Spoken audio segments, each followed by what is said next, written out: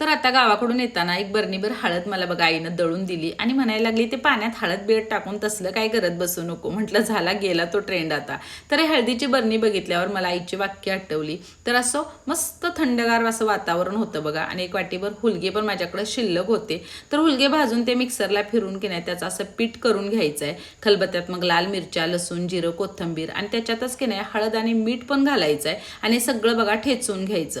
आता जे हुलग्याचं पीठ आहे की नाही त्याच्यात चमचाभर ठेचून आपण घेतलेला ठेचा आहे की नाही तो घालायचा आहे. हळद घालायची, थोडीशी कोथिंबीर घालायची आणि थोडं थोडं पाणी घालून बघायचा घट्ट असा गोळा मळून घ्यायचा आहे. आता याच्यातला छोटूसा गोळा घ्यायचा, पोळपाटावर त्याचा असा रोल करायचा आणि फोल्ड करून की नाही व्हिडिओ जसं दाखवलंय बघा तसं गोल करून घ्यायचं. सगळ्या शेंगुळ्या अशा मग बनवून घ्यायच्या. शक्यतो लहान बनवा, मी थोड्याशा मोठ्या केल्यामुळं की नाही शिजायला थोडा मला वेळ लागला. तर त्यातलाच पिठाचा एक गोळा घ्यायचा आणि त्याच्यात पाणी घालून करायची त्याची पातळ अशी स्लरी बघा करून ठेवायची. आता फोडणीत करायची जिरं, मोहरी, कढीपत्ता तडतडला की मग याच्यातच आपण राहिलेला ठेचा आहे की नाही तो पण घालायचा, थोडीशी हळद घालायची आणि 1 मिनिटभर बघा परतून घ्यायचं.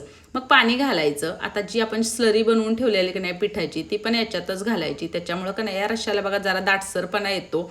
चवीपुरतं मीठ घालायचं. मग पाण्याला उकळी आली की नाही मग सगळ्या शेंगुळ्या याच्यात सोडायच्या आणि झाकण ठेवून बघा शेंगुळ्या शिजवून घ्यायच्या. तर थंडीत हे आवर्जून खावं प्यावं, याच्यामुळे हाडाला बळकटी येते. नक्की बनवा आणि सबस्क्राईब करा बरं का.